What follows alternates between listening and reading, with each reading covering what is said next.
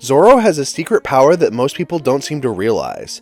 Now, when it comes to Roronoa Zoro, there is a lot you can talk about, from all of the various badass sword moves that he has, to his general ability to put anyone in their place, to the ability to constantly get lost, which honestly I'm not sure feels like a superpower, but it doesn't feel quite natural either. So, all of that together, Zoro is an incredibly powerful character. But there is one extra ability that most people don't take into account. And it's a bit of an interesting tie-in to the crew itself. The Straw Hat crew in general is extremely powerful. Nobody can deny that, not with all the things that they've ever done. And no small part of that is tied into the fact that Zoro is such a strong swordsman. I mean, he is aiming to be the #1 swordsman in the whole world, which, you know, given the barrier to that is Dracul Mihawk, that's going to be still a mountain to climb. But he is probably the best fighter on the crew next to Luffy. I feel like they're always in a foot race for who's going to be the best fighter in the whole crew. There are plenty of other great fighters in the crew, but those two are definitely always leading the pack. And no small part of that does come down to Zoro's, fantastical sword skills. Being able to cut through anything from opponents to stone to steel even. But it does have to go further than that. I mean, there are plenty of great swordsmen that we've seen in One Piece so far. Zoro always comes out ahead of them. And that partially is due to his general demeanor, the style of swordsmanship that he uses. Free sword style is an unusual one. It's not one most other people ever recognize. That also comes down to his haki, which is said to be so powerful. Basically, everybody's almost always surprised that he's not the captain. Which ought to tell you something about Luffy, because everybody is always surprised that Zoro is not the captain of the Straw Hat crew, just because he's so powerful. And even though he doesn't unlock, his haki of the Supreme King for a long time, he does have it, which in and of itself is also fantastic.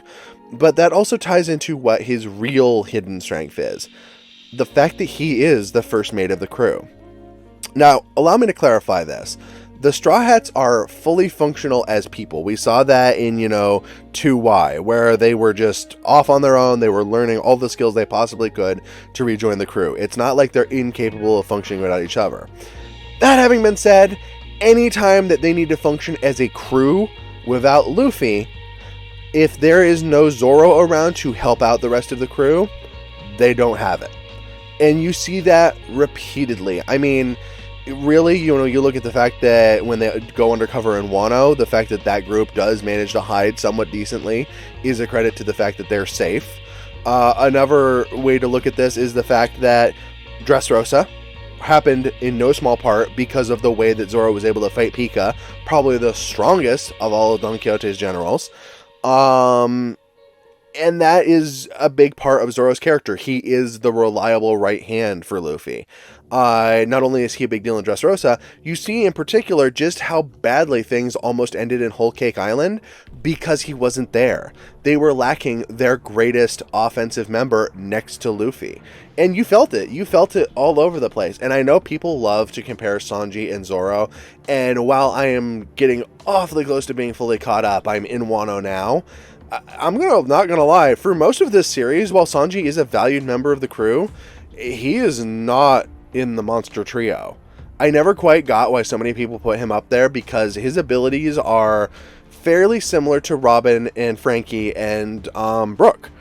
Fantastic, but there's something special about Zoro and Luffy. I'm given to understand that Sanji is going to awaken some better abilities going forward in the arc that I'm reading, but until that happens, there's a reason why Zoro is the stand-up backbone of the crew, especially whether Luffy's around or not, but even if they're separated. He is basically the reason the crew lives in a lot of instances because of how strong he is. And taking that into account, I think is a very important reason. It is essentially a superpower. It is the hidden weapon on the crew. And I don't feel like enough people necessarily acknowledge it. People talk about how strong Zoro is on his own, but the fact that he can functionally command the crew when Luffy isn't around, he will follow Luffy's orders, and when they're paired up, it's even better, because that's just, a ticking time bomb of pure awesomeness that's going to go off whenever it happens in the manga.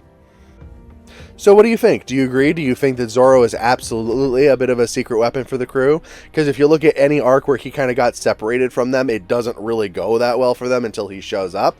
Like I said, I think the next best and equal to him combat member is Luffy.